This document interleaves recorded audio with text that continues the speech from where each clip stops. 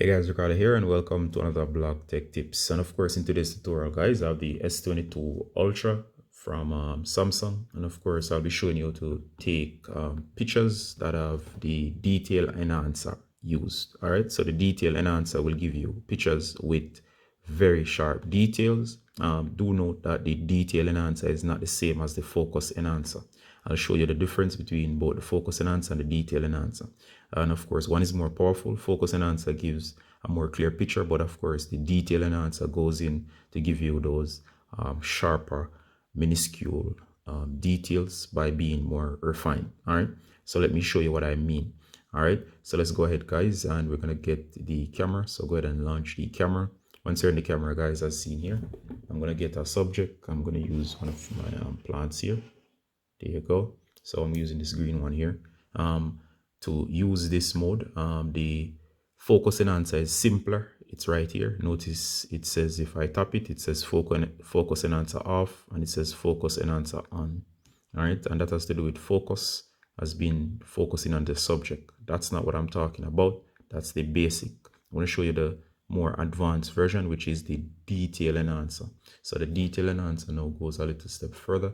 You'll have to up the resolution of the camera. If you do not know by now, the default is set to a 3:4 aspect ratio. That saves on space, that your files will be like 2-3 megabytes, maybe 4 megabytes. But of course, if you use the 108 megapixel camera, go ahead and tap, switch to 108 3:4 aspect ratio.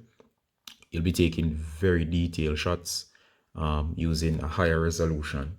And of course, they'll consume up to 14 megabytes or so on.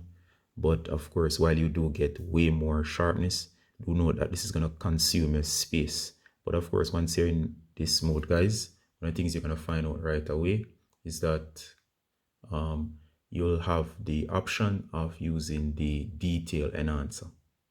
All right, so if you miss it, guys, the detail enhancer is right here. If you notice, once you're in 108 megapixels, if you tap right here, if you're close enough to a subject or the conditions are right, it's going to give you the detail enhancer.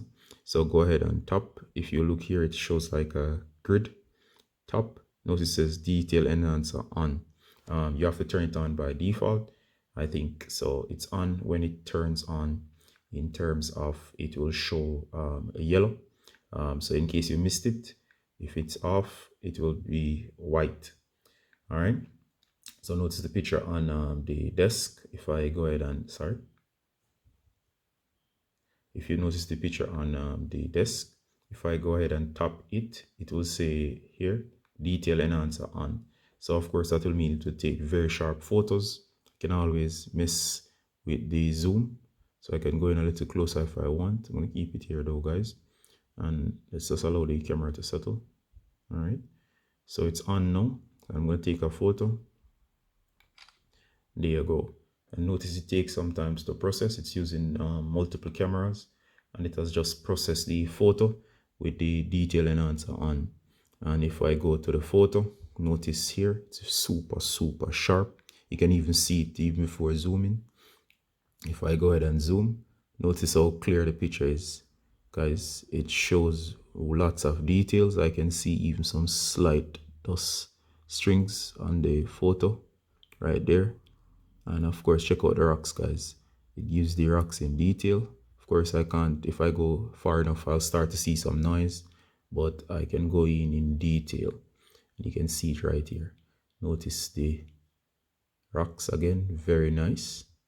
And of course, the plant itself, very nice again. And this is a detailed photo showing all of the full capabilities of the camera itself. And this is one of the highest resolution photos at 108 megapixels with detail enhancer on that you can use. Even the stuff in the background is in relative detail. All right, so it's very nice. So definitely that's one of the features you want to check out on your device. It allows you to take very pristine photos. All right, if you want, you can turn off the feature again, and of course by default I'd advise you keep your camera in the default mode to save on space in case you forget and take all of your photos in that high resolution mode. All right, guys, I'm in the tutorial here. As always, guys, Ricardo Gardner from Blog Tech Tips, and that's the quick tips showing you how to do this on your device. Ricardo saying bye until next time. Bye.